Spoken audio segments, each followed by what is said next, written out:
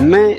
उस भीड़ से दूर रहता हूँ जहाँ लोग अपना होने का नाटक करते हैं, क्योंकि रिश्ते शब्दों से नहीं सच्चाई से महसूस होते हैं। भीड़ में बहुत लोग मिल जाते हैं पर अपने बहुत कम,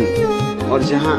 प्यार दिखावा बन जाए वहाँ अकेलापन ही बेहतर लगता है। मैं अकेला रहना चुनता हूँ, पर झूठी मुस्कानों के बीच नहीं, क्योंकि शांति सच्चे लोगों के साथ होती है, नकली अपनों के